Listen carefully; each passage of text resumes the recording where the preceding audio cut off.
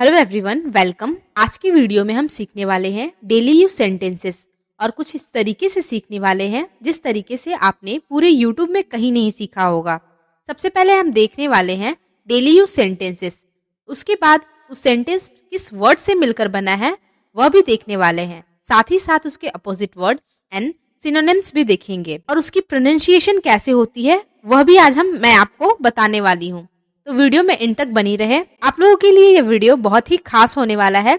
सबसे पहले हम एक एग्जाम्पल देख लेते हैं कि किस तरीके से हम सीखने वाले हैं। सबसे पहला सेंटेंस है, मैं बहुत खर्च करता हूँ। इसे हम इंग्लिश में बोलेंगे I am a spendthrift. I am a spendthrift. इसमें मेरा हाईलाइटेड वर्ड है स्पेंडथ्रिफ्ट, जिसका हिंदी मीनिंग होता है फिजूल खर्च। फिजूल खर्च का सिंपल मीनिंग जैसे आप बोल सकते हैं बहुत ज्यादा खर्च करने वाला। जस्ट इसका अपोजिट वर्ड हो जाता है माइजर। देखिए यहाँ पर माइजर का प्रोनाउंसिएशन भी लिखा हुआ है ताकि आपको ज्यादा तकलीफ ना हो बोलने में, इजिली आप प्रोनाउंसिएशन कर सके। इसका मतलब होता है माइजर मीन्स बहुत ही कंजूस। अगर मान लीजिए कभी आप स्पेंडथ्रिफ्ट वर्ड मीनिंग भूल गए, इसके जगह पे आप किस वर्ड का यूज करते हैं वो भी हम देखते हैं। उसे हम इंग्लिश में बोलते हैं सिनोनिम्स। पहला वर्ड है प्रोडिगल। प्रोडिगल का मतलब ही फिजूल खर्च होता है। और दूसरा वर्ड है प्रॉफ्लिगेट।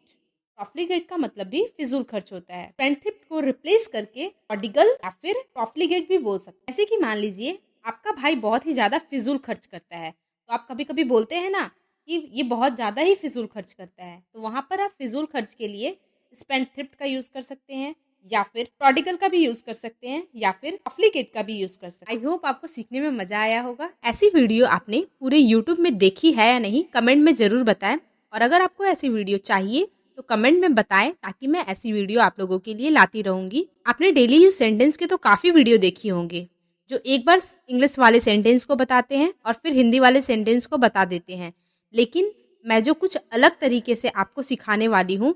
इंग्लिश बोलने के लिए इंग्लिश ग्रामर की जरूरत पड़ती है, लेकिन डेली यूज सेंटेंसेस की भी जरूरत पड़ती है। मैं डेली यूज सेंटेंसेस के साथ आपको वर्ड्स भी बता रही हूँ ताकि आपकी वोकैबुलरी स्ट्रांग हो जाए। नेक्स्ट सेंटेंस है, बहाने मत बनाओ।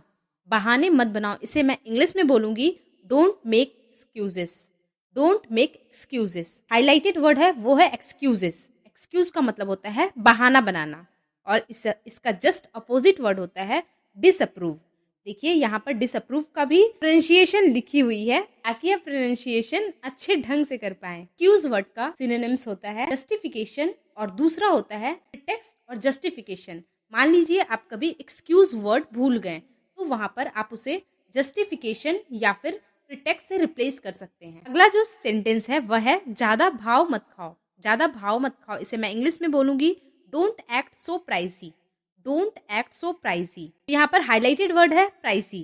प्राइसी का मतलब होता है भाव खाना। इसका अपोजिट वर्ड होता है नॉट वैल्यूएबल और सिनोनिम्स होता है वैल्यूएबल और दूसरा सिनोनिम्स हो जाएगा एग्जीक्यूटिव। तो मैं प्राइसी की जगह पे वैल्यूएबल या फिर एग्जीक्यूटिव का भी यूज कर सकते। अगला सेंटेंस है, यह मेरे काबू से बाहर है। इसे हम इंग्लिश में बोलेंगे this is out of my control. This is out of my control. तो यहाँ पर मेन हाईलाइटेड वर्ड है कंट्रोल। इसे हिंदी में बोलते हैं काबू करना और इसका अपोजिट वर्ड हो जाएगा मिसमैनेजमेंट।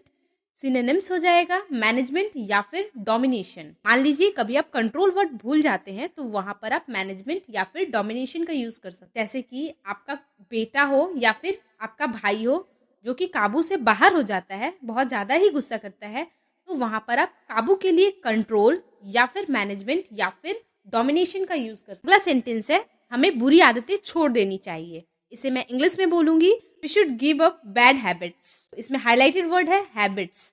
हैबिट्स को हिंदी में बोलते हैं आदत। इसका अपोजिट हो जाएगा रिलक्टेंट। सिनोनिम्स हो जाएगा कस्टम या फिर रूटीन। मान लीजिए कभी हैबिट वर्ड आप बोलना भूल जाते हैं तो वहां पर आप कस्टम या फिर रूटीन का यूज कर सकते हैं, जो कि देखने में काफी एडवांस लगेगा। अगला सेंटेंस है इस मोबाइल को दोनों हाथों से पकड़ो। इसे हम इंग्लिश में बोलेंगे hold this mobile with both hands. इसका हाईलाइटेड वर्ड है होल्ड। इसे हम हिंदी में बोलेंगे पकड़ना और इसका अपोजिट मीनिंग हो जाएगा रिलीज और सिनोनिम्स हो जाएगा ग्रिप या फिर क्लेंच। मान लीजिए आप कभी होल्ड वर्ड बोलना भूल जाते हैं तो वहां पर आप ग्रिप का भी यूज कर सकते हैं या फिर क्लेंच का भी यूज कर सकते हैं, जो कि सुनने में एडवांस लेवल का लगेगा। अगला सेंटेंस है वह बहुत बातूनी है। इसे हम इंग्लिश में बोलेंगे she is very talkative. She is very talkative. तो यहाँ पर हाईलाइटेड वर्ड है टॉकेटिव, जिसे हम हिंदी में बोलेंगे बातूनी। इसका अपोजिट मीनिंग हो जाएगा क्वाइट। सिनोनिम्स हो जाएगा चैटी या फिर गैरलेस। टॉकेटिव की जगह पे आप चैटी या फिर गैरलेस का भी यूज कर सकते हैं। बातूनी का मतलब होता है जो बहुत ही ज्यादा बोलता है। मान लीजिए आपकी छोटी बहन या छोटा भाई हो जो बहुत ही ज्यादा बोलता है, तो वहां पर आप बातूनी की जगह पे टॉकेटिव, चैटी या फिर गैरलेस का भी यूज कर सकते हैं। अगला सेंटेंस है मैं परेशानी में हूँ। इसे हम इंग्लिश में बोलेंगे I M in trouble. Trouble का मतलब होता है परेशानी, और जिसका अपोजिट मीनिंग हो जाता है ईज, और इसके सिनोनिम्स हो जाएंगे एंजाइटी या फिर कंसर्न। तो आप ट्रबल की जगह पे एंजाइटी या फिर कंसर्न का यूज करेंगे तो देखने में सेंटेंस काफी अच्छी लगेगी। जैसे कि मान लीजिए कभी आप रास्ते में चलते चलते किसी ट्रबल में आ गए हैं, तो वहां पर आप ट्रबल की जगह पे एंजाइटी या फिर कंसर्न का भी यूज कर सकते हैं। मे बी अगर आप लाइक करना भूल गए होंगे तो प्लीज इस वीडियो को लाइक कर दीजिए, ताकि हमें वीडियो बनाने में और भी ज्यादा मोटिवेशन मिल सके और हम बहुत ही अच्छी इसी तरह की वीडियो को लेकर आए। एक सेंटेंसेस वह सारा दिन खाली था, जिसे हम इंग्लिश में बोलेंगे he was idle all the time. Highlighted word है आइडल, जिसे हम हिंदी में बोलेंगे खाली होना, और इसका अपोजिट मीनिंग हो जाएगा बिजी। सिनोनिम्स हो जाएगा एम्प्टी या फिर यूजलेस। तो आप आइडल के जगह पे एम्प्टी या फिर यूजलेस का यूज कर सकते हैं। जैसे कि मान लीजिए आपने पूरा दिन काम नहीं किया, पूरे आइडल पड़े हुए थे, तो वहाँ पूरे खाली पड़े हुए थे, तो वहाँ पे आप आइडल का यूज कर सकते हैं या फिर एम्प्टी या फिर यूजलेस का यूज कर सकते हैं। हर चीज की एक सीमा होती है, जिसे हम इंग्लिश में बोलेंगे there is a limit to everything. इसमें हाईलाइटेड वर्ड है लिमिट, इसका हिंदी मीनिंग होता है सीमा। अपोजिट हो जाएगा फ्रीडम। सिनोनिम्स हो जाएगा डेडलाइन या फिर मैक्सिमम। आप लिमिट की जगह पे डेडलाइन का भी यूज कर सकते हैं या फिर मैक्सिमम का भी यूज कर सकते हैं। जैसे कि आप बच्चों को समझाते हैं हर चीज की एक सीमा होती है, तो वहां पर आप सीमा की जगह पे लिमिट या फिर डेडलाइन या फिर मैक्सिमम का भी यूज कर सकते हैं। नेक्स्ट सेंटेंसेस उसे पैसों का जुनून है। इसे हम इंग्लिश में बोलेंगे लड़का हुआ तो ही, लड़की हुई तो she has an obsession of money. Obsession का मतलब होता है जुनून। अपोजिट मीनिंग हो जाएगा रियलिटी। सिनोनिम्स हो जाएगा कंपल्सन या फिर पैशन। तो आप ऑब्सेशन की जगह पे कंपल्सन या फिर पैशन का भी यूज कर सकते हैं। अगला सेंटेंस है मैं कुछ कबूल करना चाहता हूँ। इसे हम इंग्लिश में बोलेंगे I want to confess something. तो यहाँ पर हाईलाइटेड वर्ड है कन्फेस करना, मतलब हिंदी में बोलेंगे कबूल करना। अपोजिट मीनिंग हो जाएगा कंसील करना, मीन्स छुपाना। इसका सिनोनिम्स हो जाएगा नॉलेज, सर्ट। मान लीजिए कभी आप कन्फेस वर्ड बोलना भूल जाते हैं, तो वहां पर एक्नॉलेज का भी यूज कर सकते हैं और एजर्ट का भी यूज कर सकते हैं। दम घुटने से उसकी मौत हो गई। इसे हम इंग्लिश में बोलेंगे he died of suffocation. Died of suffocation. Suffocation का मतलब होता है दम घुटना। इसका अपोजिट मीनिंग हो जाएगा लूज। सिनोनिम्स हो जाएगा स्मदर या ड्राउन। अगला सेंटेंस है हम सही अवसर की प्रतीक्षा कर रहे हैं। तो इसे हम इंग्लिश में बोलेंगे we are waiting for the right opportunity. तो यहाँ पर हाईलाइटेड वर्ड है अपॉर्चुनिटी, इसका हिंदी मीनिंग होता है अवसर। अपोजिट वर्ड मीनिंग हो जाएगा क्लोजर। सिनोनिम्स हो जाएगा चेंज या फिर कन्वीनियंस। चेंज या फिर कन्वीनियंस। तो आप अपॉर्चुनिटी के जगह पे आप चांस या फिर कन्वीनियंस का भी यूज कर सकते हैं। अगला सेंटेंस है उसने अपने अपमान का बदला लिया।